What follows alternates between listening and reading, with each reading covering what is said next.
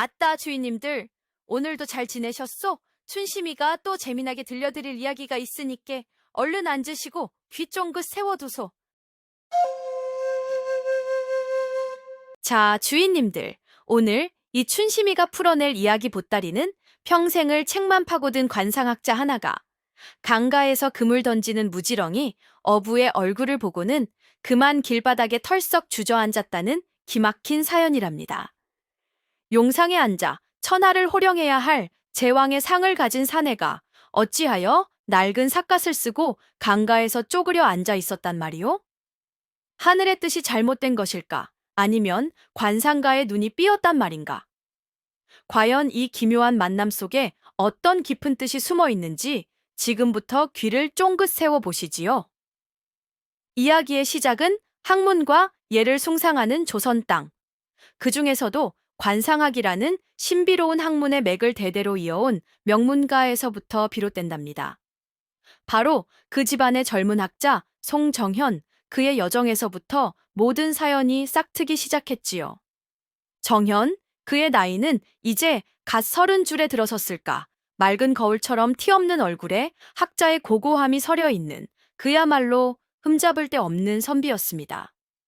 그의 집안은 대대로 왕의 관상을 살피고 나라의 기륭을 점치는 관상감의 요직을 맡아왔기에 정연 역시 어려서부터 밥 먹고 글 읽는 것보다 사람의 얼굴 읽는 법을 먼저 배웠다 해도 과언이 아니었지요. 그의 머릿속에는 수백 년간 집안 대대로 내려온 관상의 비결들이 빽빽이 들어차 있었습니다. 그는 이론에 있어서는 당대 따를 자가 없는 최고의 학자였습니다. 이마의 모양으로 초녀 눈을 보고 눈썹의 형태로 형제의 수를 가늠하며 코의 생김새로 재물복을, 입의 모양으로 말년의 복을 점치는 그의 지식은 살아있는 관상학 책 그 자체였지요. 허나 그에게는 한 가지 깊은 갈증이 있었습니다. 그것은 바로 책 속에서만 존재하는 완벽한 관상을 제 눈으로 직접 확인하고 싶다는 학자적 열망이었지요. 그가 찾던 완벽한 관상이란 바로 제왕지상, 즉 천하를 품고 만백성을 다스릴 왕의 운명을 타고난 얼굴이었습니다. 관상학 책에는 제왕의 상에 대해 이렇게 적혀 있었지요. 이마는 하늘을 바치듯 높고 넓으며 눈은 용의 눈처럼 깊고 빛나고 코는 산처럼 우뚝 솟았으며 입은 바다처럼 넓어 사해를 머금을 상이다. 이론은 완벽하다. 허나 이 땅에 과연 이런 격을 온전히 갖춘 인물이 실존한단 말인가? 정현은 회의적이었습니다. 그는 조정의 높은 벼슬아치들은 물론 왕가의 종친들까지 수많은 권세가들의 얼굴을 보아왔지만 그 누구에게서도 책에서 말하는 제왕의 기품을 발견할 수 없었지요. 그들의 얼굴에 서려 있는 것은 고귀함이 아니라 교활함이었고 위엄이 아니라 탐욕이었으며 자애로움이 아니라 불안과 시기심뿐이었습니다. 껍데기만 번지르르 할 뿐 그 안에 담긴 격이 부족하다. 저런 얼굴들로는 결코 태평성대를 열 수 없을 것이다. 실망에 빠진 정현은 마침내 큰 결심을 하게 됩니다. 그는 편안한 학자의 삶을 잠시 접어두고 완벽한 제왕의 상을 찾기 위해 전국을 유랑하는 길고 긴 여정에 오르기로 마음먹은 것이지요. 그는 믿었습니다. 비록 지금은 흙 속에 묻혀 있을지라도 이 조선 땅 어딘가에는 분명 하늘의 명을 받고 태어난 진정한 왕의 얼굴이 존재할 것이라고. 그렇게 정현은 최소한의 짐만 챙겨 낡은 삿갓을 눌러쓴 채 길을 떠났습니다. 그는 실존 인물보다는 자신이 평생을 바쳐 연구해온 이론 속에 그 완벽한 상을 찾는 것에 집착하는 순수하면서도 고집 센 이상주의자였습니다. 그는 알지 못했지요. 자신의 이 학자적 여정이 관상학의 모든 이론을 뛰어넘는 거대한 깨달음으로 이어지게 될 줄을. 그리고 그 깨달음이 한양의 화려한 궁궐이 아닌 이름 모를 강가의 한 미천한 어부에게서 비롯될 줄을 말입니다. 송정현의 유랑은 몇 해 동안이나 계속되었답니다. 그는 금강산의 기암절벽 아래에서 수도하는 도인을 만나보고 호남평야의 너른 들판에서 땀 흘리는 분홍의 얼굴도 뜯어보았으며 남해 바다의 거친 파도와 싸우는 뱃사람들의 관상까지 살폈지요. 그는 수많은 사람들을 만났지만 그가 찾던 제왕의 상은 그림자조차 찾을 수 없었습니다. 그의 마음속에는 조금씩 지쳐가는 기색과 함께 어쩌면 완벽한 관상이란 그저 인간이 만들어낸 허상일지도 모른다는 회의감이 싹트고 있었지요. 그러던 어느 늦봄 그의 발길은 우연히 충청도와 전라도의 경계를 가로지르는 크고 유유히 흐르는 강가에 다다랐습니다. 그곳에는 수십 채의 초가집이 옹기종기 모여있는 지도에도 나와 있지 않은 작은 어촌 마을이 있었지요. 정현은 며칠 동안의 고된 여정에 지쳐 잠시 쉬어갈 요량으로 마을의 작은 주막에 짐을 풀었습니다. 다음 날 아침 정현은 이른 새벽 안개를 헤치고 강가로 나섰습니다.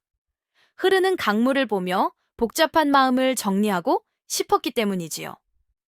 강가는 고요했습니다. 물 한 개가 자욱하게 피어올라 마치 신선이라도 나올 듯한 몽환적인 풍경이었지요. 바로 그때 그의 눈에 한 사내의 모습이 들어왔습니다. 낡고해진 삿갓을 깊이 눌러쓴 덩치가 산만한 사내가 작은 쪽배 위에 홀로 서서 묵묵히 그물을 던지고 있었습니다. 사내의 행색은 미천하기 짝이 없었습니다. 거친 삼벗은 군데군데 달아 있었고 맨발로 서 있는 발등은 투박하게 갈라져 있었지요. 영락없는 평생을 강가에서 살아온 가난한 어부의 모습이었습니다. 정현은 무심코 그를 지나치려 했습니다. 저런 남루한 행색의 어부에게서 자신이 찾는 고귀한 기품을 발견할 수 있을 리가 만무했으니까요. 그는 속으로 저희 또한 고된 삶의 무게에 짓눌려 이마에는 근심이 가득하고 눈빛은 흐리멍덩하겠지. 볼 것도 없구나 하고 생각했답니다. 그런데 바로 그 순간이었답니다. 어부가 힘껏 그물을 던지기 위해 허리를 깊이 숙였다가 상체를 일으키는 찰나 그의 얼굴을 가리고 있던 삿갓이 살짝 뒤로 젖혀지면서 아침 햇살 아래 그의 옆얼굴이 고스란히 드러나는 것이 아니겠소. 정현은 그 모습을 본 순간 그 자리에 못 박힌 듯 우뚝 멈춰서고 말았습니다. 그의 온몸에 소름이 돋고 숨을 쉬는 것조차 잊어버릴 만큼의 엄청난 충격이 그의 전신을 꿰뚫었습니다. 저 얼굴은 그가 본 것은 그저 평범한 어부의 옆모습이 아니었습니다. 비록 햇볕과 강바람에 거칠게 그을리고 깊은 주름이 새겨져 있었지만 그 얼굴의 골격과 윤곽 그리고 전체에서 뿜어져 나오는 기운은 그가 평생을 책 속에서만 찾아 헤매던 바로 그 완벽한 격을 갖춘 모습이었습니다. 정현은 자신의 눈을 의심하며 떨리는 손으로 눈을 비비고 다시 보았습니다. 하지만 잘못 본 것이 아니었습니다. 송정현은 마치 꿈속을 걷는 사람처럼 홀린 듯이 그 어부에게로 다가갔답니다. 그의 심장은 평생 처음 느껴보는 경이로움과 지적인 흥분으로 세차게 뛰고 있었지요. 쪽배가 무태 닿고 어부가 묵직한 그물이 담긴 광주리를 이고 배에서 내렸을 때 정현은 마침내 그의 얼굴을 정면에서 마주할 수 있었습니다. 그리고 그는 자신의 관상학적 지식이 단 한 치의 오차도 없이 눈앞의 현실과 완벽하게 일치하는 것을 보고는 전율했습니다. 그 어부의 얼굴이 어떠했냐면 먼저 이마는 하늘을 상징하는 부위인데 그의 이마는 마치 깎아지른 듯한 절벽처럼 넓고 반듯했으며 좌우에 일월각이 꽉 차게 솟아있어 이는 곧 하늘의 복을 받고 부모의 덕이 깊으며 어려서부터 총명하고 지도자의 자질을 타고났음을 의미하는 것이었습니다. 눈썹은 또 어떠한가? 숱이 많고 가지런하며 마치 누운 용처럼 길게 눈을 감싸고 있으니 이는 형제간의 우애가 깊고 수많은 현명한 신하들을 거느릴 상이었습니다. 그 아래 눈은 크고 작음을 떠나 눈동자의 흑백이 분명하고 그 눈빛이 마치 깊은 강물처럼 고요하면서도 그 안에 범접할 수 없는 위엄을 담고 있으니 이것이 바로 책에서만 보던 용의 눈이었습니다. 용의 눈을 가진 자는 천하를 굽어보고 만인의 존경을 받으며 큰 뜻을 이루게 된다고 하였지요. 얼굴의 중심인 코는 산처럼 우뚝 솟아 얼굴 전체의 균형을 꽉 잡아주고 있었고, 콧방울은 풍만하여 재물복이 넘치며 그 기세가 얼굴 전체를 호령하고 있으니 이는 곧 나라의 재정과 권력을 한 손에 쥘 상이었습니다. 그 아래 입은 마치 너른 바다처럼 크고 입꼬리가 살짝 올라가 있어 만백성의 목소리를 너그럽게 포용하고 한 번 내뱉은 말은 청음처럼 지키는 신의를 상징했으며 그를 따르는 충신과 식솔이 구름처럼 많을 것을 의미했습니다. 마지막으로 턱과 광대뼈는 땅처럼 굳건하고 풍만하여 아랫사람의 지지와 신망이 두텁고 나라의 기틀을 단단히 세우며 그 말년이 태산처럼 안정되고 평화로울 것임을 보여주고 있었지요. 이마부터 턱까지 이어지는 삼정의 균형은 완벽했고 얼굴 전체에서 뿜어져 나오는 기색은 비록 햇볕에 그을렸지만 마치 잘 익은 황금빛 곡식처럼 윤택하고 풍요로운 기운이 넘쳐 흘렀습니다. 이것은 의심할 여지가 없는 완벽한 제왕지상이었습니다. 정연은 그 자리에 털썩 주저앉을 뻔했습니다. 그는 거친 삼벗을 입고 땀과 흙먼지로 뒤범벅이 된 채 자신을 무심하게 쳐다보는 이 어부의 얼굴에서 용상에 앉아 만백성을 굽어보는 위엄 있는 군주의 모습을 보고 있었던 것입니다. 이럴 수가 없다. 그의 학문적 세계가 10위째 흔들리는 순간이었습니다. 어떻게 이런 완벽한 제왕의 상을 가진 사람이 북과 칼이 아닌 그물을 잡고 조정이 아닌 이 작은 강가에서 평생을 살아갈 수 있단 말인가. 이것은 하늘의 뜻에 대한 명백한 모순이자 그의 관상학에 대한 정면 도전이었습니다. 어부는 자신을 뚫어지게 쳐다보는 낯선 선비의 모습에 그저 뭘 그리 빤히 보시오 하고 퉁명스럽게 물을 뿐이었습니다. 그의 이름은 만석. 온 마을의 식량을 책임질 만큼 많은 복을 타고나라는 뜻으로 부모가 지어준 이름이었지요. 정연은 혼란스러웠습니다. 자신의 눈이 잘못되었거나 혹은 자신의 학문이 반쪽짜리에 불과했거나 그것도 아니라면 저 평범해 보이는 어부에게는 세상에 알지 못하는 엄청난 비밀이 숨겨져 있을 것이라고. 그는 이 수수께끼를 풀기 전에는 결코 이 마을을 떠날 수 없다고 굳게 다짐했습니다.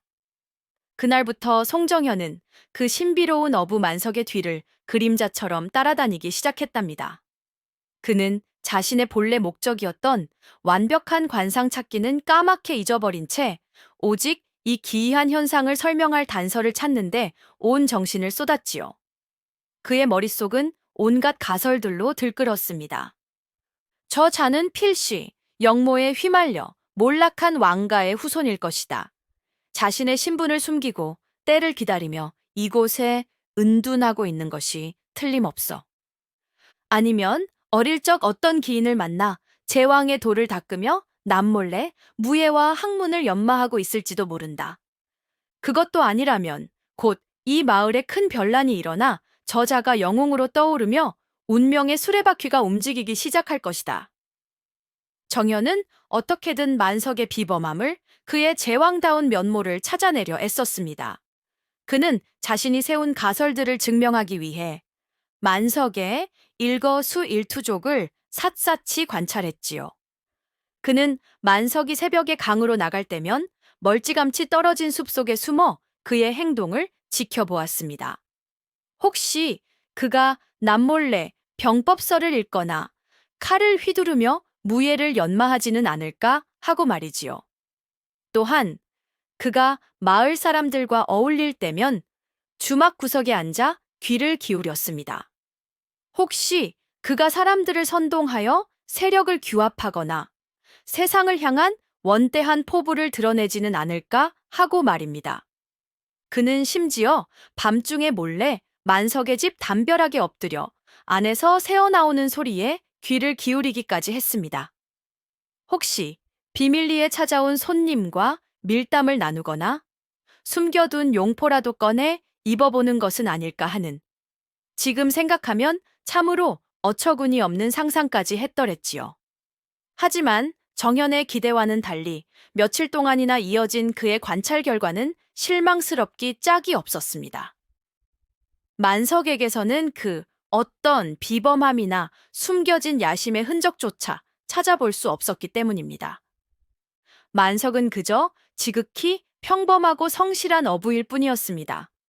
그는 새벽에 일어나면 묵묵히 그물을 손질하여 강으로 나갔고, 해가 중천에 뜰 때까지 고기를 잡았으며, 집으로 돌아와서는 아내가 차려준 소박한 밥상으로 점심을 먹고, 오후에는 낡은 집을 수리하거나 땔감을 구하는 아주 단조로운 일상을 반복할 뿐이었습니다.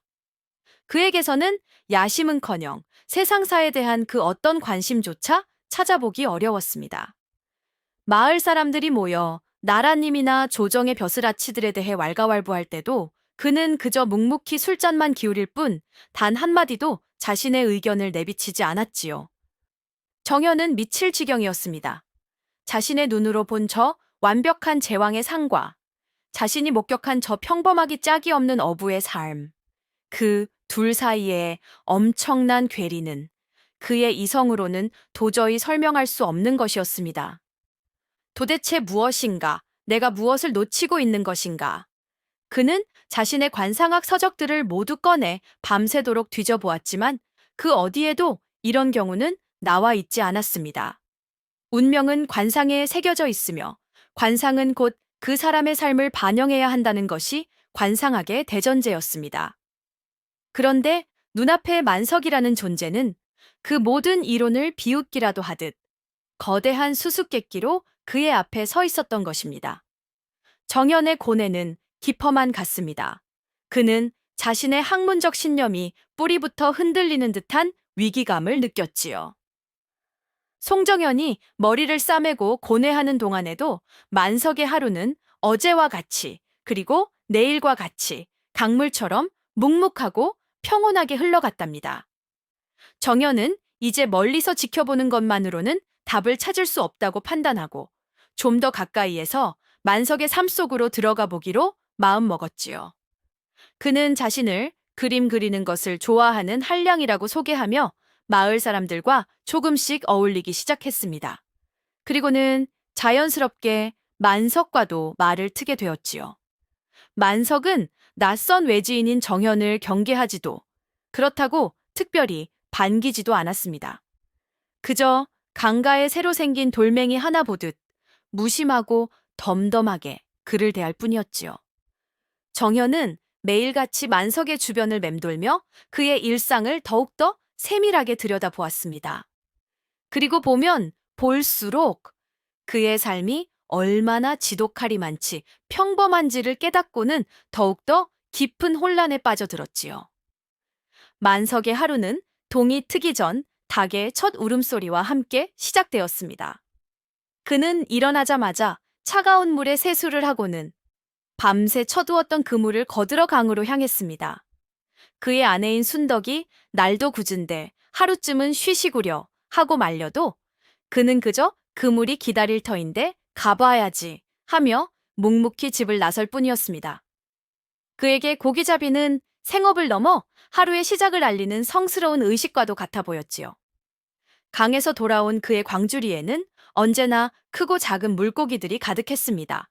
하지만 그는 결코 욕심을 내어 필요 이상으로 고기를 잡는 법이 없었습니다. 강이 내어주는 만큼만 받는 것이 순리라는 것이 그의 지론이었지요. 그가 잡아온 고기는 그의 집 부엌으로만 향하지 않았습니다. 그는 가장 먼저 마을에서 가장 나이가 많고 홀로 사는 할머니 댁에 가장 실한 놈으로 한 마리 가져다 드렸습니다. 그리고는 아이가 많아 끼니를 걱정하는 이웃집에 몇 마리, 몸져 누운 환자가 있는 집에 또 몇 마리를 나누어 주곤 했지요. 그러고도 남는 것이 있어야 비로소 자신과 아내의 몫으로 가져갔습니다. 오후가 되면 그는 마을의 공동 우물을 수리하거나 홍수에 떠내려간 다리를 보수하는 일에 말없이 앞장섰습니다. 누군가 시키지 않아도 그는 마을에 굳은 일이 생기면 언제나 가장 먼저 연장을 들고 나서는 사람이었지요. 저녁이 되면 그는 아내 순덕이 차려준 소박한 밥상에 마주 앉아 그날 있었던 소소한 이야기를 나누었습니다. 오늘은 인거가 제법 실한 놈이 잡혔소. 건넌 마을 김서방네 송아지가 병이 났다더군 하는 식의 지극히 평범한 대화였지요. 그는 결코 세상의 큰 흐름이나 정치에 대해 논하지 않았습니다.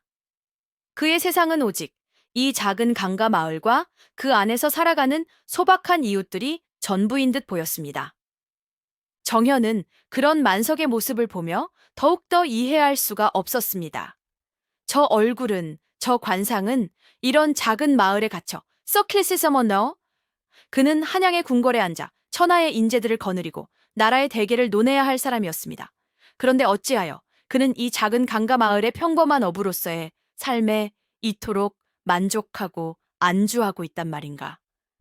저 사람에게는 정말로 야심이라는 것이 없는 것인가? 아니면 저 평범함 뒤에 내가 미쳐보지 못하는 거대한 무언가가 숨겨져 있는 것인가? 정현의 머릿속은 터질 지경이었습니다. 그는 만석이라는 인간이 마치 안개 낀 강물처럼 가까이 다가갈수록 거대한 존재처럼 느껴지기 시작했지요. 그는 이 수수께끼를 풀기 위해 마을에서 가장 오래 살았고 만석에 대해 가장 잘할 법한 인물을 찾아가기로 마음먹었습니다. 답답한 마음에 송정현이 찾아간 사람은 바로 그 마을의 촌장이었답니다. 촌장은 희끗희끗한 머리에 인자한 미소를 가진 노인으로 이 마을에서 태어나 평생을 살아온 터줏대감이었지요. 그는 낯선 외지인인 정현을 경계하지 않고 따뜻한 숭늉 한 사발을 건네며 맞아주었습니다. 정현은 촌장과 마주 앉아 조심스럽게 만석에 대한 이야기를 꺼냈습니다. 어르신, 제가 이 마을에 머문 지 며칠 되었습니다만 만석이라는 그 어부께서는 참으로 특이한 분이신 것 같습니다. 혹, 그분에 대해 제가 모르는 특별한 사연이라도 있사옵니까? 정현의 물음에 촌장은 빙그레 웃으며 대답했지요. 허허, 우리 만석이 말이요. 특이하긴 하지. 저리 속이 깊고 믿음직한 사람은 이 온 마을을 뒤져봐도 없을 테니 말이요. 촌장의 얼굴에는 만석에 대한 깊은 신뢰와 존경심이 묻어났습니다. 정현은 이 기회에 자신이 품고 있던 의문을 솔직하게 털어놓기로 했습니다. 솔직히 말씀드리면 어르신, 저는 사람의 얼굴을 보고 운명을 읽는 관상학을 공부하는 사람입니다. 제가 보기에 만석, 어른의 관상은 평범한 어부로 살아갈 상이 결코 아닙니다. 그분은 마땅히 더 큰 세상에 나아가 큰 일을 도모해야 할 분으로 보입니다. 어찌하여 저런 큰 제목이 이 작은 마을에 묻혀 지내고 있는지 저는 도무지 이해할 수가 없습니다. 정현의 진지한 말에 촌장은 잠시 생각에 잠기더니 담뱃대를 한 모금 길게 빨고는 아주 오래전 이야기를 들려주기 시작했습니다. 학자 양반, 자네가 우리 만석이를 제대로 보았구먼. 저 아이는 어릴 적부터 남다른 데가 있었지. 촌장의 이야기에 따르면 만석은 이 마을 토박이로 대대로 가난한 어부의 아들로 태어났다고 합니다. 글 공부는커녕 제 이름 석자도 쓸 줄 모르는 무학쟁이였지만 어려서부터 마음 씀씀이가 깊고 의리가 있어 동네 아이들의 골목대장 노릇을 톡톡히 했다고 하지요. 한 10년 전쯤이었을까 이 마을에 끔찍한 역병이 돌았던 적이 있었네. 사람들이 하루가 멀다 하고 죽어 나갔고 남은 사람들은 모두 공포에 떨며 제 집 문을 걸어 잠그기 바빴지. 부모 자식 간에도 서로를 돌보지 않을 만큼 끔찍한 시절이었어. 촌장은 그때를 떠올리는 듯 잠시 눈을 감았습니다. 바로 그때였네. 모두가 죽음의 공포에 떨며 숨어 있을 때 당시 혈기왕성한 청년이었던 만석이가 홀로 나섰다네. 그는 밤낮으로 강을 오가며 물고기를 잡아 역병에 걸린 사람들의 집 문 앞에 몰래 가져다 놓았지. 또한 위험을 무릅쓰고 산에 올라 약초를 캐어다 아픈 사람들을 간호해 주었어. 저러다 저놈도 병이 옮아 죽는 것이 아닌가 모두가 걱정했지만 만석이는 눈 하나 깜짝하지 않고 묵묵히 제 할 일을 했다네. 그뿐만이 아니야. 역병으로 부모를 잃은 아이들은 제 집으로 데려와 친자식처럼 돌보아 주었고, 외지에서 흘러들어와 굶주리는 이들에게는 자신의 마지막 식량까지 나누어 주었지. 그 덕분에 우리 마을은 다른 마을에 비해 훨씬 더 적은 피해만 입고 그 끔찍한 역병을 이겨낼 수 있었네. 이야기를 마친 촌장은 정현을 물끄러미 바라보며 말했습니다. 학자 양반, 나는 글은 모르지만 이것 하나는 안다네. 진짜 큰 사람이란 높은 자리에 앉아 아랫사람을 호령하는 사람이 아니라 가장 낮은 곳에서 가장 어려운 사람들의 곁을 묵묵히 지켜주는 사람이라는 것을. 만석이가 바로 그런 사람이지. 그래서 우리 마을 사람들은 모두 만석이를 단순한 어부가 아니라 이 마을의 기둥이자 보이지 않는 어른으로 여기고 따른다네. 촌장의 이야기는 정현의 마음을 크게 울렸습니다. 그는 만석의 평범한 일상 속에 이토록 비범한 과거가 숨겨져 있을 줄은 상상도 못 했던 것입니다. 그는 깨닫기 시작했습니다. 자신이 찾던 제왕의 모습이 어쩌면 화려한 용상이나 권력의 정점에 있는 것이 아닐지도 모른다는 것을. 촌장과의 대화 이후 송정현은 만석을 바라보는 자신의 시각을 완전히 바꾸기로 했답니다. 그는 더 이상 만석의 모습에서 자신이 기대하던 왕의 행동을 찾으려 애쓰지 않았습니다. 대신 그의 평범한 일상 속에 숨겨진 왕의 마음을 읽어내려 노력하기 시작했지요. 그리고 그의 시선이 바뀌자 이전에는 보이지 않던 놀라운 것들이 보이기 시작했습니다. 어느 날 마을의 젊은이들 사이에 큰 다툼이 벌어졌습니다. 강상류의 물기를 누가 더 많이 쓰느냐 하는 아주 사소한 문제 때문이었지요. 젊은이들은 서로 멱살을 잡고 금방이라도 주먹 다짐을 할 기세였습니다.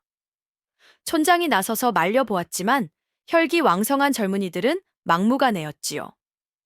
바로 그때 만석이 그곳을 지나가게 되었습니다. 그는 싸우는 젊은이들을 보고도 꾸짖거나 판결을 내리려 하지 않았습니다. 그는 그저 자신의 지게에 있던 흙가마니를 말없이 내려놓고 막혀있던 물꼬를 트기 위해 삽질을 시작할 뿐이었습니다. 처음에는 아무도 그에게 관심을 갖지 않았습니다. 하지만 한참 동안이나 묵묵히 땀 흘리며 일하는 그의 모습을 보자 싸우던 젊은이들도 하나둘씩 머쓱해져서 싸움을 멈추었지요. 그리고는 누가 먼저랄 것도 없이 슬그머니 만석의 옆으로 다가가 그의 일을 돕기 시작했습니다. 1시간이 차에 지나지 않아 막혔던 물꼬는 시원하게 뚫렸고 젊은이들은 함께 땀 흘리고 일하며 자연스럽게 화해를 하게 되었습니다. 정현은 그 광경을 보며 큰 충격을 받았습니다. 만석은 단 한마디의 말도 하지 않았습니다.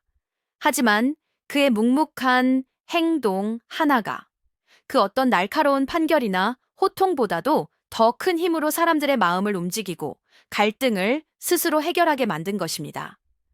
또 다른 날, 정현은 만석이 고기잡이를 마치고 돌아오는 길을 따라가 보았습니다. 그는 여느 때처럼 가장 크고 실한 잉거 한 마리를 들고 마을의 홀몸 놓인 댁으로 향했지요. 할머니, 저 만석이요. 오늘 잉거가 실한 놈이 잡혀서 좀 가져왔소. 아이고, 만석이 아닌가. 자네 덕에 늙은이가 늘 호강을 하네 그려. 어서 들어와 밥이라도 한술 뜨고 가게. 아니요, 할머니. 저는 집에 가서 먹으면 돼요. 부디 맛나게 끓여 드시고 기운 차리시오. 만석은 그 말을 남기고 미련 없이 돌아서려 했습니다. 그런데 바로 그때 할머니가 그의 소매자락을 붙잡고는 자신의 아들에 대한 하소연을 늘어놓기 시작했지요. 한양으로 돈 벌러 간 아들이 몇 년째 소식이 없어 속이 상한다는 그런 푸념이었습니다. 정현은 속으로 바쁜 사람 붙잡고 무슨 저런 신세 타령인가 하고 생각했습니다. 하지만 만석은 달랐습니다. 그는 가던 길을 멈추고 마루에 걸터 앉아 1시간이고 2시간이고 할머니의 끝없는 푸념을 묵묵히 들어주었습니다. 그는 별다른 위로의 말을 건네지도 해결책을 제시하지도 않았습니다. 그저 때때로 고개를 끄덕여주고 그러셨소 하고 추임새를 넣어줄 뿐이었지요. 그런데 놀라운 것은 한참 동안이나 하소연을 마친 할머니의 얼굴이 처음과는 비교할 수 없을 만큼 환하고 편안해져 있었다는 것입니다. 만석에 들어주는 행동 하나가 늙은이의 마음속에 쌓여있던 깊은 응어리를 풀어준 것입니다. 정현은 깨달았습니다. 진정한 지도력이란 앞에서 이끄는 것만이 아니라 뒤에서 묵묵히 받쳐주고 옆에서 가만히 들어주는 것일 수도 있다는 것을. 만석은 자신이 가진 것을 나누고 다른 사람의 이야기를 들어주는 그 평범한 행위들을 통해 보이지 않는 곳에서 이 마을을 더욱더 단단하고 따뜻한 공동체로 만들고 있었던 것입니다. 그는 왕의 자리에 있지는 않았지만 왕의 역할을 그 누구보다도 충실히 수행하고 있었던 셈이지요. 만석의 평범함 속에 숨겨진 비범함을 조금씩 깨닫게 되면서 송정현은 이제 그를 단순한 관찰의 대상이 아니라 배우고 싶은 스승으로 여기기 시작했답니다. 그는 용기를 내어 만석에게 좀 더 직접적으로 다가가 그의 생각을 들어보기로 마음먹었지요. 어느 날 저녁, 정현은 소박한 술상을 하나 차려 만석의 집을 찾아갔습니다. 만석은 갑작스러운 선비의 방문에 조금 놀란 듯 했지만 이내 말없이 그를 마루로 맞아들였지요. 두 사람은 달빛 아래에 마주 앉아 말없이 술잔을 기울였습니다. 한참의 침묵이 흐른 뒤 정현이 조심스럽게 입을 열었습니다. 어르신, 제가 어르신을 뵌 지 벌써 한 달이 다 되어 갑니다. 제가 보기에 어르신은 평범한 분이 아니십니다. 어르신의 얼굴에는 천하를 호령할 기상이 서려 있고 어르신의 행동에는 만인을 아우르는 덕이 담겨 있습니다. 솔직히 여쭙겠습니다. 어르신께서는 어찌하여 그 큰 재주와 그릇을 가지고도 이 작은 강가 마을에만 머물고 계시는 것입니까? 더 큰 세상으로 나아가 큰 뜻을 펼칠 생각은 없으십니까? 그것은 정현이 오랫동안 품어왔던 가장 근본적인 질문이었습니다. 그는 만석의 입에서 어쩔 수 없이 숨어 지내야만 했던 비통한 과거사나 아직 때가 되지 않아 기다리고 있다는 비장한 대답 같은 것을 기대했는지도 모릅니다. 하지만 만석의 대답은 너무나도 단순하고 평범하여 오히려 정현을 더욱더 깊은 생각에 빠지게 만들었지요. 만석은 술잔을 비우고는 저 멀리 유유히 흐르는 강물을 물끄러미 바라보며 덤덤하게 말했습니다. 학자 양반, 나는 그런 어려운 말은 잘 모르오. 제왕의 상이니 큰 뜻이니 하는 것들 말이오. 나는 그저 평생을 이 강과 함께 살아온 어부일 뿐이오. 그는 말을 이었습니다. 나는 어릴 적부터 아버님께 귀에 못이 박히도록 들은 말이 있다오. 만서가 강물처럼 살아라 하고 말이오. 강물처럼 살라니요? 그렇소. 만석은 고개를 끄덕였습니다. 강물은 결코 욕심을 부리지 않는다오. 높은 곳에서 낮은 곳으로 흐르는 것이 순리요. 제 앞에 놓인 바위를 억지로 부수려 하지 않고 그저 돌아가는 지혜를 알지. 또한 강은 제 안에 사는 수많은 물고기들을 먹여 살리지만 결코 그것을 제 공이라 뽐내지 않고 가뭄이 들면 제 몸을 말려 주변의 밭을 적셔주기도 한다오. 그의 목소리는 투박했지만 그 안에는 깊은 철학이 담겨 있었습니다. 나 또한 마찬가지요. 나는 그저 이 강이 나에게 가르쳐준 대로 살 뿐이요. 강이 내어주는 만큼만 고기를 잡고 내가 가진 것을 이웃과 나누며 마을에 어려운 일이 생기면 힘을 보태는 것. 그것이 내가 아는 삶의 이치요. 내가 지켜야 할 어부의 도리일 뿐이요. 더 큰 세상이 어디 있고 큰 뜻이 무엇인지 나는 알지도 못하고 관심도 없다오. 내 세상은 바로 이 강과 이 마을 사람들이 전부이니. 만석의 그 말에 정연은 마치 머리를 한 대 얻어맞은 듯한 충격을 받았습니다. 그는 그동안 운명이라는 것을 타고난 관상에 따라 정해진 역할이나 자리로만 생각해 왔습니다. 제왕의 상을 가졌으면 마땅히 왕의 자리에 올라야만 그 운명을 다하는 것이라고 굳게 믿어왔지요. 하지만 만석은 달랐습니다. 그는 자신의 삶을 운명에 끼워 맞추는 것이 아니라 자신의 자리에서 자신의 방식대로 그 운명의 본질을 실천하며 살아가고 있었던 것입니다. 그는 왕의 자리에 오르려 하는 것이 아니라 왕의 마음으로 살아가고 있었던 셈이지요. 정연은 깨달았습니다. 자신이 얼마나 껍데기에 집착해 왔는지를, 관상의 형태에만 매달려 그 안에 담긴 정신을 보지 못했다는 것을. 그는 만석이라는 거대한 산 앞에서 자신이 한없이 작고 어리석은 학자에 불과하다는 것을 느끼고 있었답니다. 만석의 소박하지만 깊이 있는 철학을 듣고 난 뒤 송정현의 마음속은 그야말로 폭풍이 몰아치는 듯 했답니다. 그의 머릿속에서는 그가 평생을 바쳐 쌓아 올린 관상학적 신념과 만석이라는 살아있는 진실이 서로 격렬하게 충돌하고 있었지요. 한편으로는 만석의 삶의 방식에 깊은 감명을 받았습니다. 그는 처음으로 운명이라는 것이 정해진 길을 걷는 것만이 아닐 수도 있다는 생각을 하게 되었지요. 자신의 자리에서 묵묵히 최선을 다하며 주변을 이롭게 하는 삶, 그것 또한 얼마나 위대하고 가치 있는 삶인가. 하지만 다른 한편으로는 그의 학자적 오만함과 원칙주의가 고개를 들었습니다. 아니다. 저것은 하늘의 뜻을 거스르는 것이다. 저런 엄청난 제왕의 상을 가지고도 고작 강가의 어부로 늙어 죽는 것은 재능의 낭비이자 하늘에 대한 기만이다. 저분은 저 자리에 있어서는 안 된다. 마땅히 용상에 앉아 이 혼란한 나라를 바로잡고 만백성을 구제해야 한다. 정연은 밤마다 잠을 이루지 못하고 고뇌에 빠졌습니다. 그는 만석을 한양으로 데려가 그의 비범함을 세상에 알려야 한다는 학자적 소명감에 불타올랐습니다. 그는 확신했습니다. 만석이야말로 자신이 그토록 찾아 헤매던 이 나라를 구할 진정한 지도자라고. 그는 머릿속으로 온갖 계획을 세웠습니다. 그래, 내가 가진 모든 인맥을 동원하여 조정의 뜻 있는 관리들에게 이분의 존재를 알리는 것이다. 그리고는 민심을 움직여 저분을 새로운 시대의 지도자로 추대하는 것이다. 그의 계획은 원대하고 야심찼지만 한편으로는 지극히 순진하고 위험한 발상이었습니다. 현실 정치의 냉혹함을 모르는 책상물림 선비의 이상주의에 불과했지요. 며칠을 고민하던 정현은 결국 자신의 생각을 만석에게 직접 털어놓기로 결심했습니다. 그는 다시 한번 만석을 찾아갔습니다. 그리고는 이전보다 훨씬 더 진지하고 열정적인 어조로 그를 설득하기 시작했지요. 어르신, 지난밤 제가 드린 말씀을 부디 허투루 듣지 마십시오.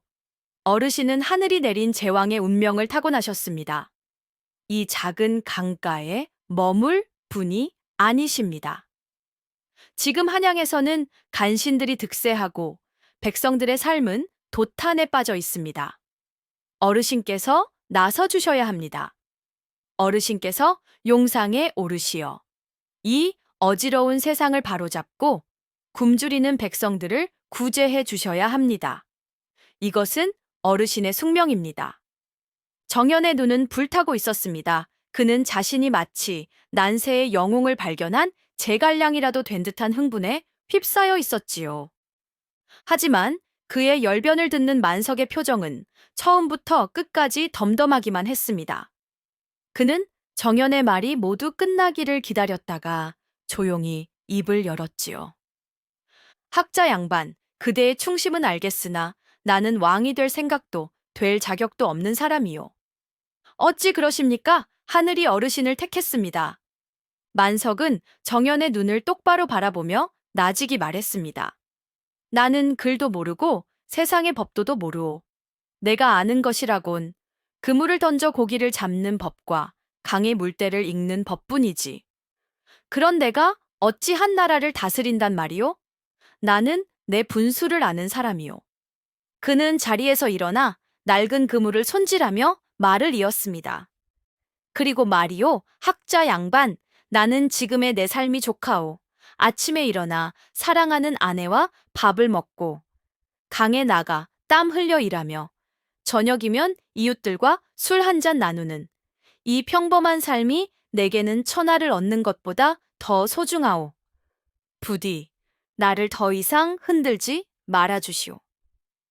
만석의 거절은 너무나도 단호하고 평온하여 정현은 더 이상 아무런 말도 할 수가 없었습니다. 그는 답답함에 가슴을 쳤습니다. 하늘이 내린 운명을 그 스스로가 거부하고 있으니 이 얼마나 안타깝고 어리석은 일인가. 정현은 깨닫지 못했습니다. 만석의 거절이 단순히 분수를 아는 겸손함이나 소박한 삶에 대한 만족감 때문만은 아니었다는 것을. 그것은 오히려 권력의 허망함과 인간의 탐욕이 가져올 비극을 글이 아닌 삶으로 먼저 깨달은 자의 깊은 지혜에서 비롯된 것임을. 우리 깐깐한 학자 도령이 이 깊은 뜻을 깨닫기까지는 아직 한 번의 큰 시련을 더 겪어야만 했답니다. 정연이 만석을 설득하려 애쓰던 그해 여름, 마을에는 유난히도 길고 지루한 장마가 찾아왔답니다.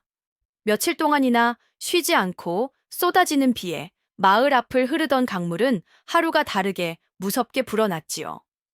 처음에는 그저 흙탕물이 되어 세차게 흐르는 정도였지만 비가 닷새, 엿새를 넘어가자 마침내 강물은 제방 턱 밑까지 차올라 금방이라도 넘칠 듯한 기세가 되었습니다. 마을 사람들은 공포에 휩싸였습니다. 이 작은 강가 마을은 몇 해에 한 번씩은 꼭 큰 물난리를 겪곤 했습니다. 한 번 홍수가 나면 애써 지은 농사는 모두 물에 잠기고 집과 가재 도구들은 흙탕물에 휩쓸려 내려갔으며 심지어는 사람의 목숨까지 잃는 끔찍한 일이 벌어지기도 했지요. 아이고, 이거 큰일 났네. 이러다 마을 전체가 물에 잠기는 거 아니요? 집에 있는 쌀가만이라도 챙겨서 어서 뒷산으로 피해야 하는 거 아니냐. 사람들은 불안에 떨며 우왕좌왕했습니다. 아이들은 겁에 질려 울음을 터뜨렸고 어른들은 어찌할 바를 모르고 발만 동동 구를 뿐이었습니다. 마을의 촌장이 나서서 사람들을 진정시키려 애썼지만 자연의 거대한 위력 앞에서 인간의 힘은 너무나도 미약해 보였지요. 송정현 역시 난생 처음 겪어보는 이런 재난 상황에 당황하기는 마찬가지였습니다. 그는 책을 통해 수많은 치수에 대한 이론을 읽었지만 막상 성난 강물이 눈앞에서 포효하는 것을 보니 머릿속이 하얘지며 아무런 생각도 나지 않았습니다. 그가 할 수 있는 것은 그저 다른 사람들처럼 불안한 눈으로 시커먼 강물을 바라보는 것뿐이었지요.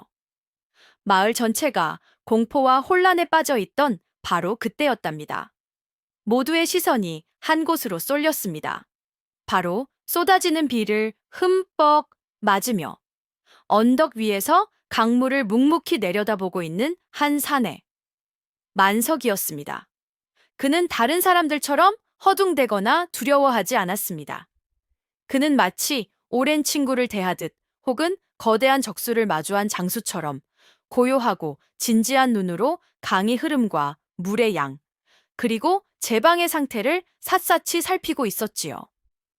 수십 년간 강과 함께 살아온 그의 경험이 그에게 강의 분노를 읽는 법을 가르쳐 준 것입니다. 한참 동안이나 강을 살피던 만석은 마침내 결심을 굳힌 듯 언덕을 내려와 자신의 집으로 향했습니다. 그리고는 잠시 뒤 텅 빈 집 가만히 수십 개와 튼튼한 삽 한 자루를 들고 나타났지요. 그는 아무 말도 하지 않았습니다. 그는 그저 가장 먼저 묵직한 흙가마니 하나를 자신의 어깨에 짊어지고 제 방의 가장 약해 보이는 곳을 향해 묵묵히 걸어가기 시작했습니다. 그의 그 조용한 행동 하나가 혼란에 빠져 있던 마을 전체를 움직이는 거대한 시작점이 될 줄을 그 순간에는 아무도 알지 못했답니다. 만석의 그 묵묵하고도 굳건한 행동은 마치 잔잔한 호수에 던져진 커다란 돌멩이처럼 마을 전체에 큰 파문을 일으켰답니다. 처음에는 모두가 어리둥절한 표정으로 빗속에서 홀로 흙가마니를 나르는 그의 모습을 지켜볼 뿐이었지요. 가장 먼저 움직인 사람은 마을의 혈기 왕성한 젊은이 철이었습니다. 철이는 평소 만석에 답답할 정도로 느리고 말없는 방식을 탐탁지 않게 여겨왔던 청년이었습니다. 하지만 모두가 공포에 떨며 허둥댈 때 오직 만석만이 흔들림 없이 행동하는 모습을 보자 그의 마음 속에 무언가 뜨거운 것이 치밀어 오르는 것을 느꼈지요. 그는 욕지거리를 한번 내뱉더니 에이, 젠장, 저 양반 혼자 죽게 내버려 둘 수는 없지 하고 외치며 자신의 집으로 달려가 삽을 들고 나왔습니다. 그리고는 만석의 옆에서 거칠게 흙을 퍼담기 시작했지요. 철이의 행동을 시작으로 다른 젊은이들도 하나둘씩 그의 뒤를 따르기 시작했습니다. 철이야, 같이 하자. 우리 마을은 우리가 지켜야지. 젊은이들은 저마다 집에서 가마니와 연장을 들고 나와 힘을 합쳐 흙을 담고 그것을 제 방으로 날랐습니다.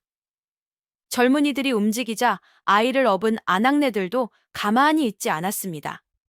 그들은 집에서 솥을 들고 나와 빗속에서 일하는 남자들을 위해 뜨거운 죽을 끓이기 시작했지요. 노인들은 힘은 없었지만 자신의 경험을 바탕으로 튼튼한 밧줄을 꼬거나 젊은이들의 일을 거들며 힘을 보탰습니다. 송정현 역시 이 모든 광경을 넋을 잃고 바라보고 있었습니다. 그는 충격에 휩싸였지요. 만석은 단 한마디의 명령도, 단 한 번의 선동도 하지 않았습니다. 그는 그저 가장 힘들고 위험한 곳으로 가장 먼저 나아갔을 뿐입니다. 그런데 그의 그 묵묵한 행동 하나가 뿔뿔이 흩어져 있던 사람들의 마음을 하나로 모으고 공포를 용기로 바꾸어 이 거대한 재난에 맞서 싸우게 만들고 있었던 것입니다. 이것이야말로 책에서만 보았던 진정한 지도자의 모습이 아니던가. 솔선수범, 상하동 욕자승. 그가 수없이 외웠던 병법서의 구절들이 살아있는 현실이 되어 그의 눈앞에서 펼쳐지고 있었습니다. 정연은 더 이상 구경만 하고 있을 수 없었습니다. 그는 부끄러움에 얼굴이 화끈 달아오르는 것을 느끼며 선비의 체면도 잊은 차에 소매를 걷어붙였습니다. 그리고는 생전 처음으로 무거운 흙가마니를 자신의 어깨에 짊어졌지요. 뼈가 으스러질 듯한 무게와 질척이는 흙길에 몇 번이고 넘어질 뻔했지만 그는 이를 악물고 제 방을 향해 걸었습니다. 그가 낑낑대며 흙가마니를 내려놓았을 때 곁에서 일하던 만석이 그를 보고는 아무 말 없이 씩 한 번 웃어 보였습니다. 그 투박하고 무심한 미소 속에 학자 양반, 이제야 제자리를 찾았구먼 하는 듯한 따뜻한 인정이 담겨 있는 듯하여 정연은 괜히 눈시울이 뜨거워졌답니다. 그렇게 어부 한 사람의 조용한 행동에서 시작된 작은 움직임은 마을 전체를 하나로 묶는 거대한 힘이 되었습니다. 해가 지고 밤이 깊어가는 줄도 모르고 빗속에서 제방을 쌓아 올리는 사람들의 함성 소리가 성난 강물의 포효 소리에 맞서 까만 밤하늘에 울려 퍼지고 있었지요. 아이고, 이 얼마나 장엄하고 감동적인 광경이요. 마을 사람들이 하나로 뭉쳐 홍수에 맞서 싸우기 시작했지만 상황은 여전히 위태로웠답니다.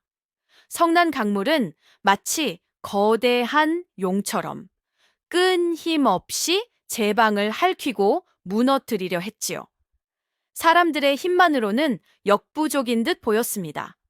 바로 그때 만석의 진정한 가치가 더욱더 빛을 발하기 시작했습니다.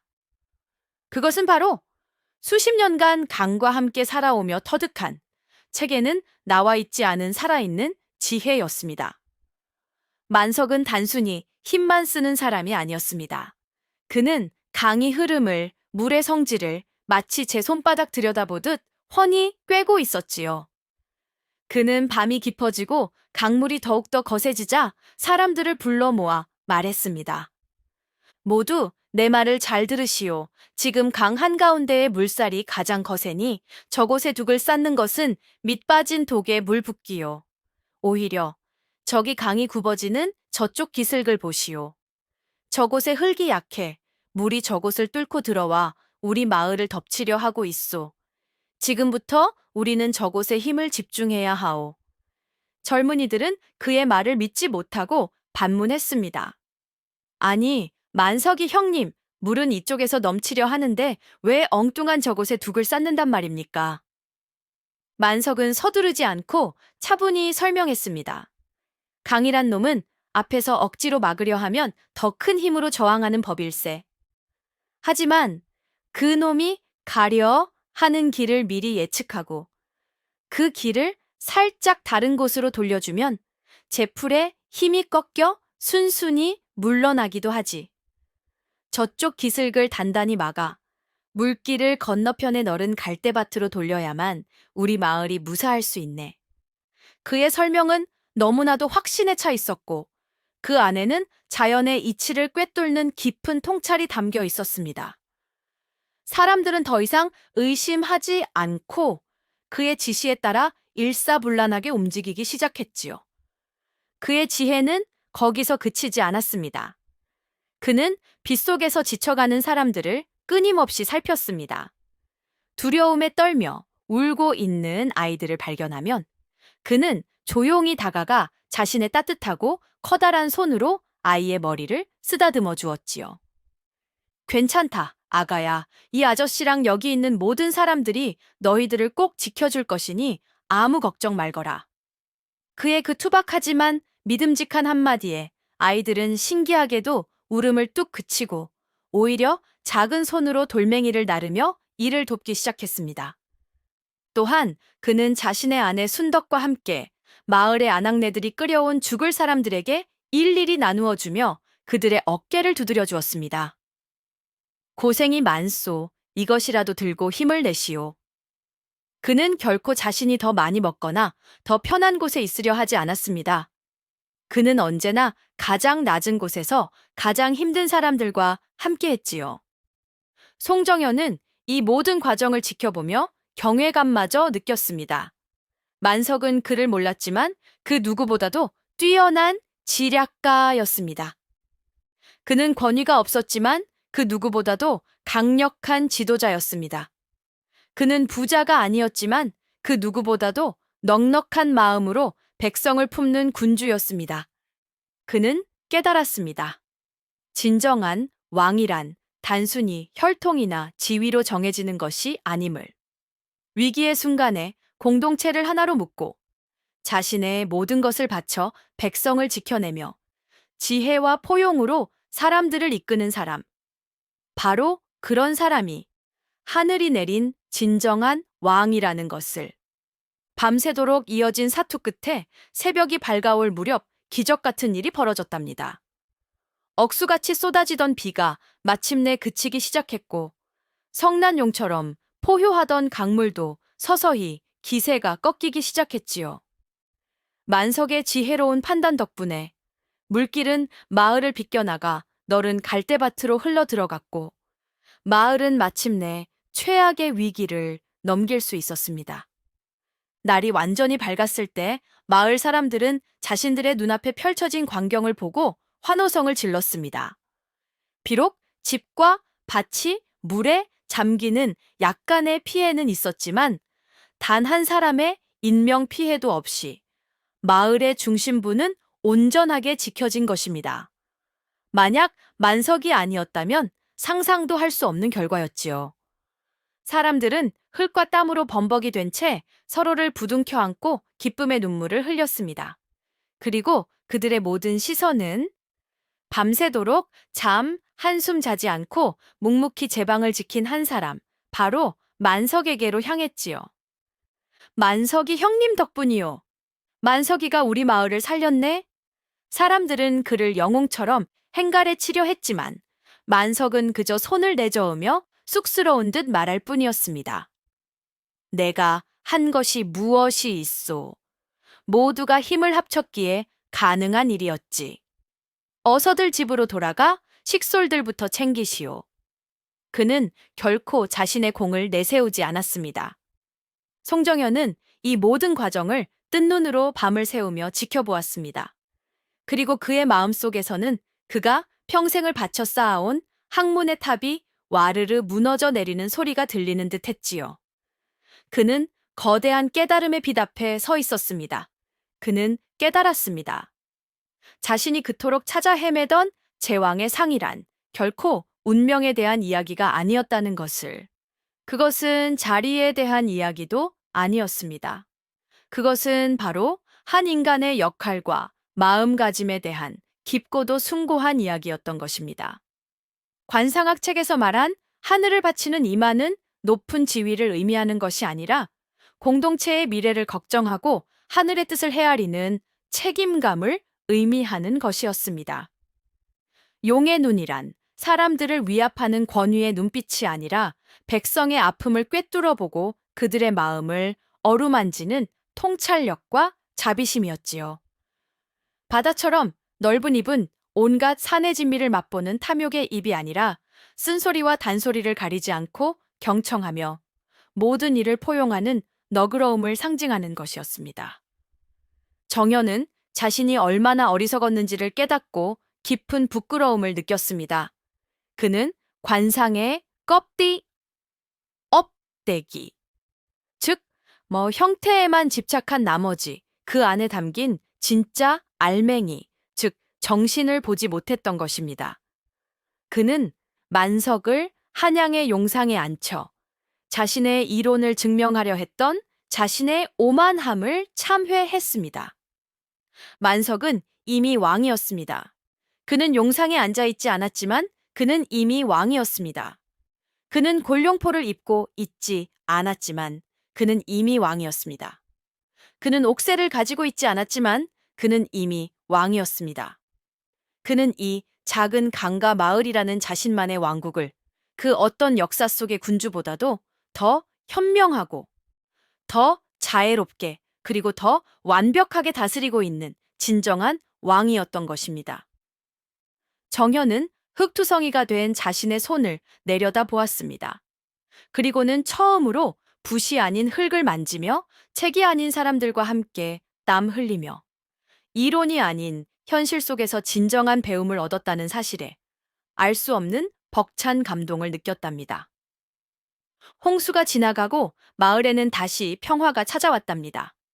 하지만 이전과는 무언가 달라진 평화였지요. 거대한 시련을 함께 이겨낸 마을 사람들의 마음속에는 이전에는 없던 끈끈한 유대감과 자부심이 싹트고 있었기 때문입니다. 그리고 그 중심에는 언제나처럼 묵묵히 자신의 자리를 지키고 있는 어부 만석이 있었습니다. 송정연의 눈에 이제 이 작은 강가 마을은 더 이상 초라하고 낙후된 총우석이 아니었습니다. 그것은 바로 만석이라는 현명한 군주가 다스리는 작지만 완벽한 하나의 왕국처럼 보였지요. 이 강가의 왕국에는 화려한 궁궐이나 높은 성벽은 없었습니다. 하지만 그곳에는 서로를 아끼고 돕는 따뜻한 마음이라는 그 어떤 성벽보다도 더 튼튼한 방어벽이 있었지요.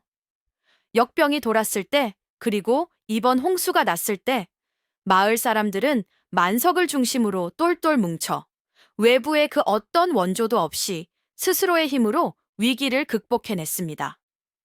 이 왕국에는 백성들을 억압하는 엄격한 법률이나 세금을 거두는 탐욕스러운 관리도 없었습니다.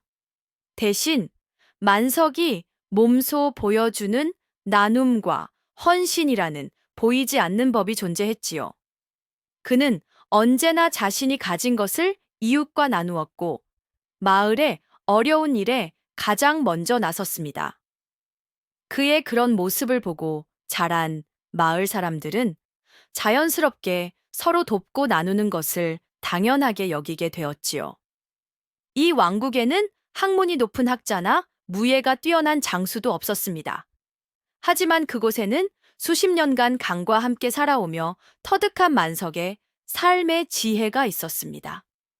그는 강의 흐름을 읽어 풍어와 흉어를 예측했고 날씨의 변화를 읽어 농사 시기를 알려주었으며 사람의 마음을 읽어 갈등을 해결해 주었습니다. 그의 지혜는 그를 모르는 마을 사람들에게는 그 어떤 경전보다도 더 훌륭한 삶의 지침서가 되어 주었지요. 정현은 깨달았습니다. 자신이 그토록 찾아 헤매던 이상적인 국가의 모습이 바로 이곳에 있었다는 것을. 공자는 인으로 다스리는 정치를 말했고, 맹자는 왕도 정치를 주장했으며, 수많은 학자들이 태평성대의 꿈을 논했지만 그 모든 이론들이 바로 이 작은 어촌 마을에서 글도 모르는 한 어부에 의해 완벽하게 실현되고 있었던 것입니다. 한양의 진짜 왕은 지금쯤 아마도 화려한 궁궐 깊숙한 곳에서 신하들의 아첨을 받으며 백성들의 고통은 알지도 못한 채 자신만의 안위를 걱정하고 있을지도 모릅니다. 하지만 이 강가의 왕 만석은 지금 이 순간에도 백성들의 곁에서 그들과 함께 땀 흘리고 함께 웃고 함께 아파하며 자신의 온몸으로 자신의 왕국을 지탱하고 있었습니다. 어느 것이 진정한 왕의 모습인가? 정현은 더 이상 그 답을 책에서 찾을 필요가 없었습니다. 그는 이제 한양의 용상에 앉은 왕보다 이 강가에서 그물을 던지는 어부가 어쩌면 훨씬 더 왕다운 왕일지도 모른다고 생각하게 되었습니다. 그는 이제 만석을 자신의 관상학적 이론을 증명할 대상으로 보는 것이 아니라 자신의 어리석음을 깨우쳐준 위대한 스승으로 진심으로 존경하게 되었답니다. 거대한 깨달음을 얻은 송정현은 완전히 새로운 사람으로 거듭났답니다. 그는 더 이상 만석을 설득하여 한양으로 데려가야 한다는 어리석은 생각을 하지 않았습니다. 오히려 이 위대한 강가의 왕을 그의 자리에서 온전히 지켜드리는 것이 자신이 할 수 있는 최선의 도리라고 생각하게 되었지요. 홍수가 지나간 뒤 마을은 복구 작업으로 분주했습니다. 물에 잠겼던 밭에 흙을 퍼내고 무너진 집의 담벼락을 다시 쌓고 떠내려간 살림살이들을 건져내는 힘들고 고된 일들의 연속이었지요. 예전 같았으면 정현은 이런 굳은 일에 자신 같은 선비가 나서는 것은 체면에 맞지 않다고 생각했을 것입니다. 그는 그저 팔짱을 낀 채 일하는 사람들을 지켜보며 탁상 공론이나 늘어놓았을지도 모르지요. 하지만 이제 그는 달랐습니다. 그는 가장 먼저 자신의 낡은 도포자락을 걷어붙이고 흙투성이가 된 마을 사람들의 틈으로 뛰어들었습니다. 그는 생전 처음으로 삽을 잡고 쟁기를 끌었으며 무거운 돌을 날랐습니다. 분만 잡던 그의 손은 금세 물집이 잡히고 피가 났지만 그는 아랑곳하지 않았습니다. 그는 처음으로 책상에서 내려와 자신의 손으로 직접 무언가를 일구고 공동체를 위해 땀 흘리는 것의 기쁨과 보람을 배우고 있었던 것입니다. 그는 더 이상 고고한 학자가 아니었습니다.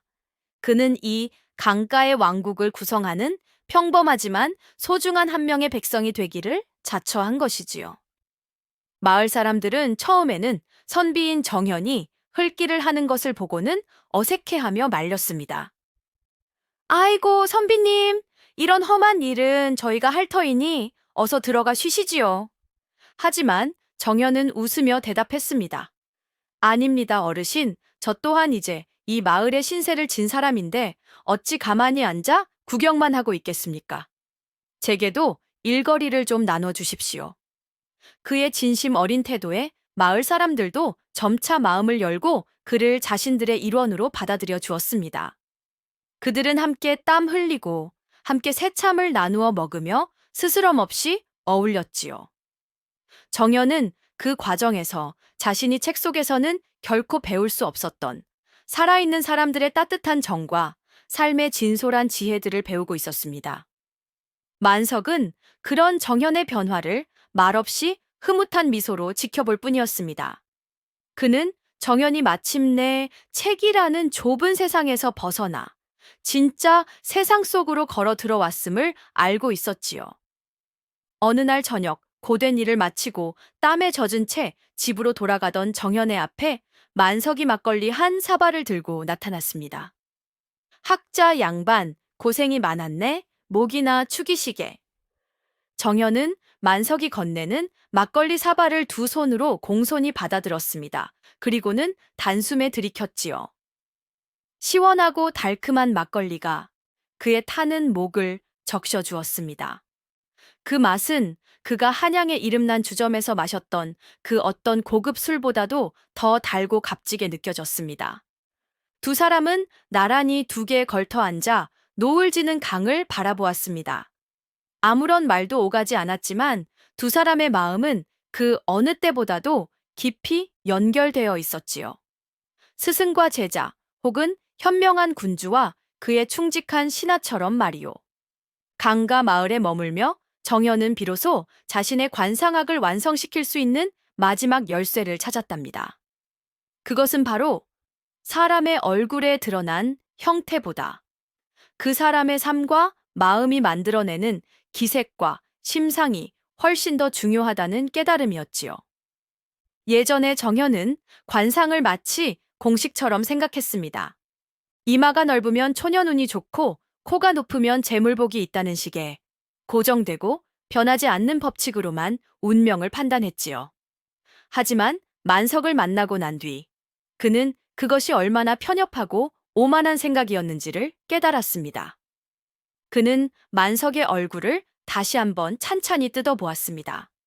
그의 얼굴은 여전히 완벽한 제왕의 상을 하고 있었지만 이제 정연의 눈에는 이전에는 보이지 않던 것들이 보이기 시작했습니다. 그의 깊은 눈과 주름에서는 밤새도록 마을을 지키며 백성을 걱정했던 책임감의 기색이 읽혔습니다. 그의 투박하고 커다란 손에서는 평생을 땀 흘려 일하며 정직하게 살아온 성실함의 기색이 보였지요. 그의 너털 웃음 속에서는 이웃의 아픔을 함께 나누고 기쁨을 함께하는 따뜻한 마음의 기색이 느껴졌습니다.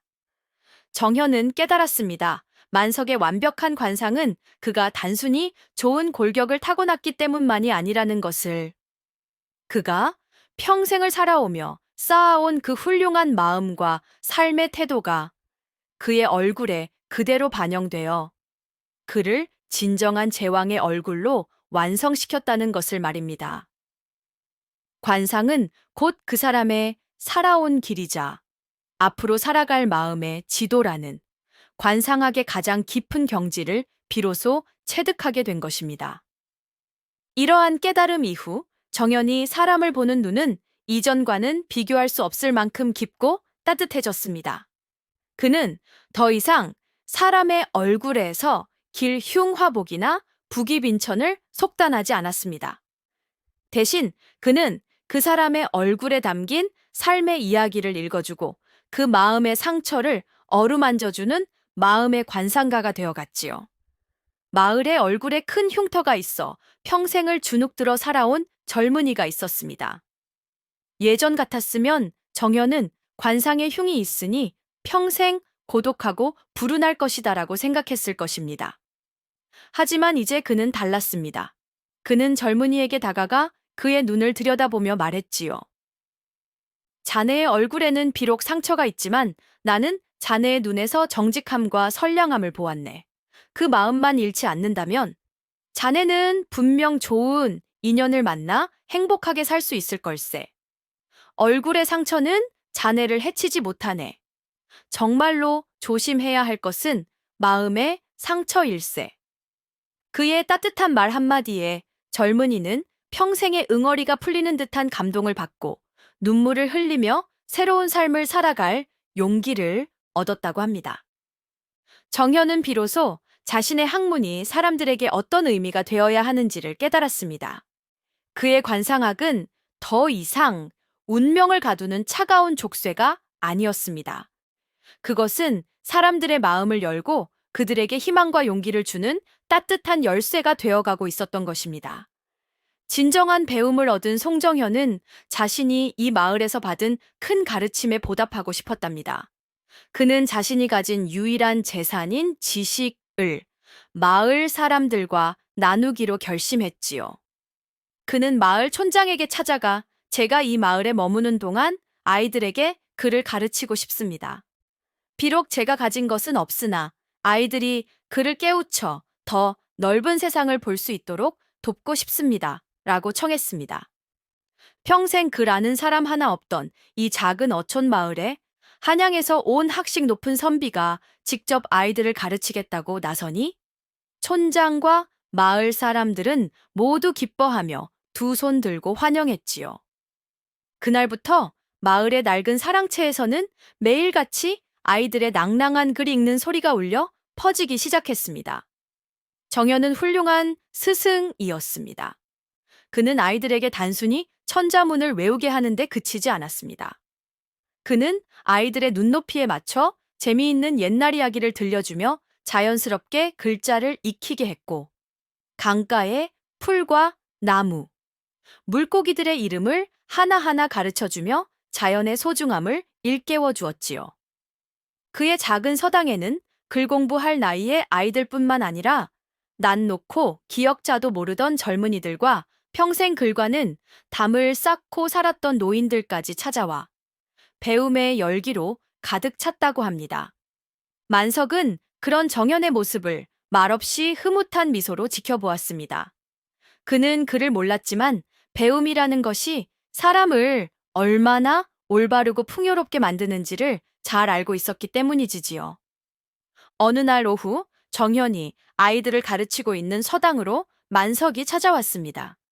그의 손에는 그가 그날 잡은 물고기 중에서 가장 크고 실한인 거 한 마리가 들려 있었지요. 학자 양반, 아이들 가르치느라 고생이 많으시구려. 이거나 가져다가 아이들과 함께 몸보신이라도 하시게. 만석은 퉁명스럽게 인거를 건네고는 돌아서려 했습니다. 정연이 급히 그를 불러 세웠지요. 어르신, 잠시만 기다려 주십시오. 제가 어르신께 드릴 것이 있습니다. 정연은 서툰 솜씨로 종이에 만석이라는 두 글자를 붓으로 썼습니다. 그리고는 그것을 만석에게 건네주었지요. 그는 종이를 소중히 품에 품고는 정연의 어깨를 툭툭 두드려 주었습니다. 고맙네, 학자 양반. 그 짧은 한마디 속에는 두 사람 사이에 싹튼 깊은 존중과 우정이 고스란히 담겨 있었지요. 그렇게 글을 아는 학자와 글을 모르는 어부는 서로에게 가장 귀한 것을 가르쳐주며 신분과 학식을 뛰어넘는 진정한 벗이 되어가고 있었습니다. 한 사람은 세상의 지식을, 다른 한 사람은 삶의 지혜를 나누며 서로를 더욱더 완전한 사람으로 만들어주고 있었던 것입니다. 어느덧 강가 마을에도 풍요로운 가을이 찾아왔습니다. 황금빛으로 익은 벼가 고개를 숙이고 강물은 하늘처럼 맑고 깊어졌지요. 송정현이 이 마을에 머문 지도 어느새 반년이라는 시간이 훌쩍 지나 있었습니다. 그는 이제 더 이상 낯선 외지인이 아니었습니다. 그는 이 강가의 왕국을 진심으로 사랑하고 마을 사람들 모두에게 존경받는 소중한 일원이 되어 있었지요. 하지만 그에게는 돌아가야 할 곳이 있었습니다. 그는 더 이상 완벽한 관상을 찾아 헤매는 이상주의자는 아니었지만 자신이 얻은 이 소중한 깨달음을 가지고 자신이 있어야 할 자리로 돌아가 자신의 방식으로 세상을 이롭게 해야 한다는 새로운 소명을 깨닫게 되었기 때문입니다. 정현은 마을 사람들과 아쉬운 작별 인사를 나누고 마지막으로 만석을 찾아갔습니다. 만석은 강가에서 여느 때처럼 묵묵히 낡은 그물을 손질하고 있었지요. 정현은 만석의 앞에 다가가 아무 말 없이 큰 절을 올렸습니다. 흙바닥에 이마가 닿도록 아주 깊고 정중한 절이었습니다. 만석은 하던 일을 멈추고 그런 정현을 묵묵히 바라볼 뿐이었습니다. 어르신, 이제 저는 떠나야 할 때가 된 것 같습니다. 정현이 고개를 들며 말했습니다. 그의 목소리는 떠나는 자의 아쉬움과 새로운 시작을 앞둔 자의 결의로 가득 차 있었습니다. 제가 이곳에 와서 어르신께 제 학문의 길을, 아니, 제 인생의 길을 새로이 배웠습니다. 이 큰 은혜를 어찌 갚아야 할지 모르겠습니다. 그의 진심 어린 말에 만석은 그저 투박한 손으로 그의 어깨를 두드려줄 뿐이었습니다. 무슨 은혜는 자네 또한 우리 마을 아이들에게 글을 가르쳐 주지 않았는가? 서로 도우며 사는 것이 세상 이치지. 부디 몸성이 돌아가 자네가 배운 것을 널리 펼치시게. 정연은 다시 한번 깊이 고개를 숙이고 아쉬운 발걸음을 돌리려 했습니다. 바로 그때 만석이 그를 불러 세웠지요. 학자 양반, 잠시만 기다리시게. 만석은 자신의 낡은 쪽배로 다가가 그 안에서 무언가를 꺼내왔습니다.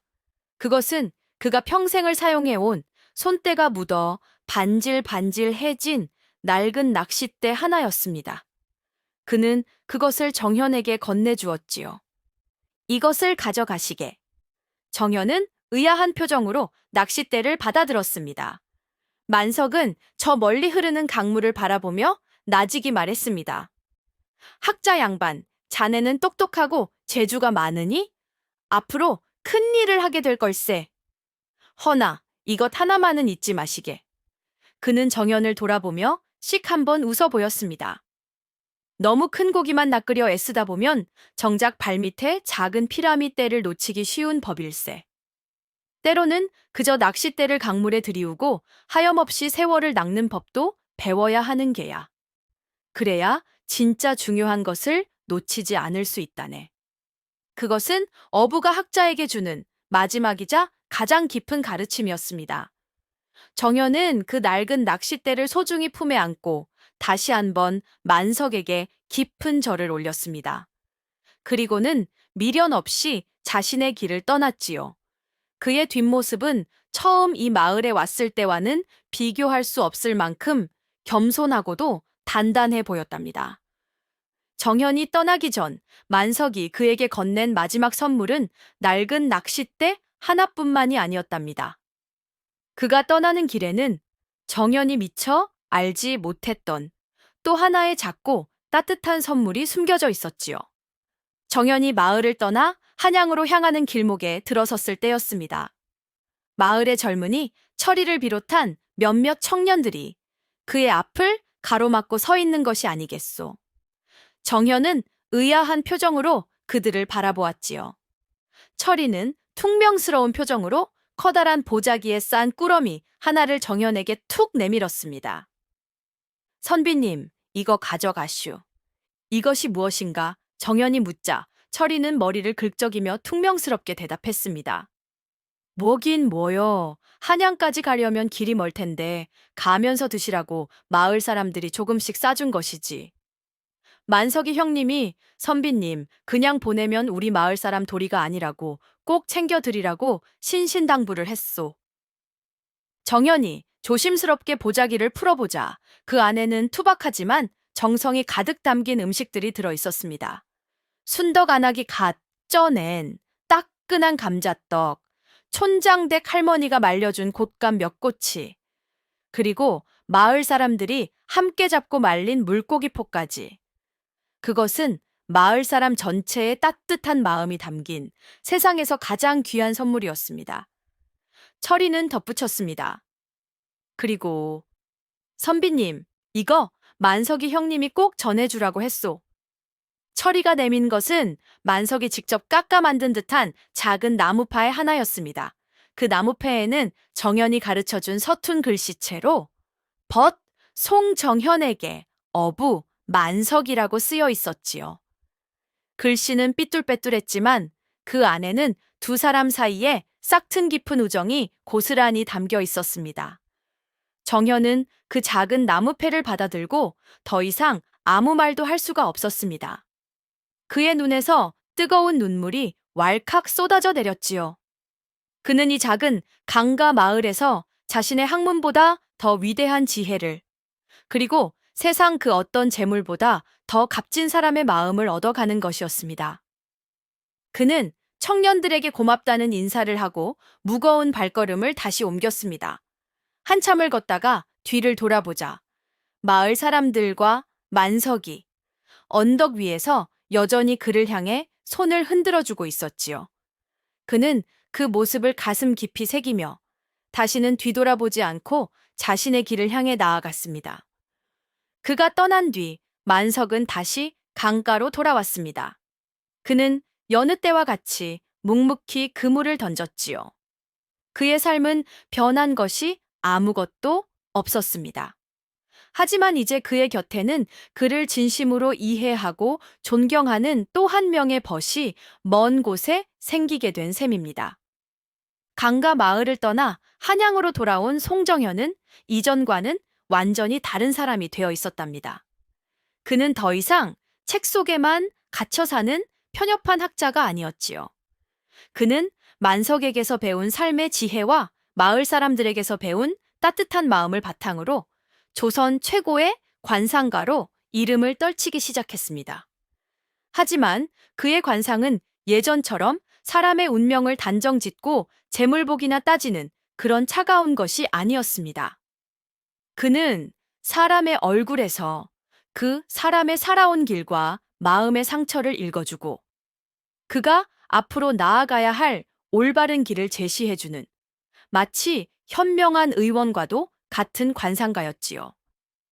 수많은 권세가들이 그를 찾아와 내가 왕이 될 상인가? 하고 물으면 그는 만석이 선물해준 낡은 낚싯대를 보여주며 이렇게 대답했다고 합니다. 대감, 왕의 상은 얼굴에 있는 것이 아니라 마음에 있는 것이옵니다. 대감의 자리가 어디에 있든 그 마음이 낚시꾼처럼 강물을 살피듯 백성의 마음을 살피고 어부처럼 그물을 던져 백성을 굶주림에서 건져 올린다면 대감께서 바로 이 시대의 진정한 왕이십니다. 허나 그 마음이 자신의 탐욕만을 채우려 한다면 설령 용상에 앉아 계신다 한들 그는 왕이 아니라 가장 미천한 어리석은 자에 불과할 것이옵니다. 그의 이러한 가르침은 많은 사람들에게 깊은 울림을 주었고 그는 관상가를 넘어 시대의 큰 스승으로 존경받게 되었다고 합니다. 정현은 평생토록 그 작은 강가 마을에서 있었던 일을 다른 사람에게 발설하지 않았습니다. 그곳은 그에게 있어 성지와도 같은 곳이었기 때문이지요. 그는 때때로 고된 세상사에 지칠 때면 만석이 선물해준 낡은 나무패를 꺼내보며 마음속으로 그의 안부를 묻곤 했습니다. 어르신, 잘 지내고 계십니까? 강물은 여전히 유유히 흐르고 마을 사람들은 모두 평안하겠지요. 그럴 때면 마치 바람결에 만석의 투박하지만 따뜻한 목소리가 들려오는 듯 했답니다. 학자 양반, 너무 큰 고기만 낚으려 애쓰지 말게나. 정현은 알고 있었습니다. 자신이 떠나온 그곳에는 지금 이 순간에도 변함없이 세상에서 가장 현명하고 자애로운 왕이 낡은 삿갓을 쓴 채 묵묵히 자신의 강과 자신의 백성들을 지키고 있을 것이라는 것을 그리고 그 사실 하나만으로도 그는 이 험한 세상을 살아갈 큰 용기와 위안을 얻을 수 있었다고 하더이다. 자, 주인님들, 오늘 춘심이가 들려드린 강가의 왕 이야기는 여기까지랍니다. 부디 주인님들께서도 자신의 삶의 자리에서 저 만석 어른처럼 묵묵히 자신의 소임을 다하는 진정한 왕으로 살아가시기를 바라겠소이다. 이 춘심이 다음에 또 재미난 이야기 보따리 들고 찾아뵙겠습니다. 고맙소이다.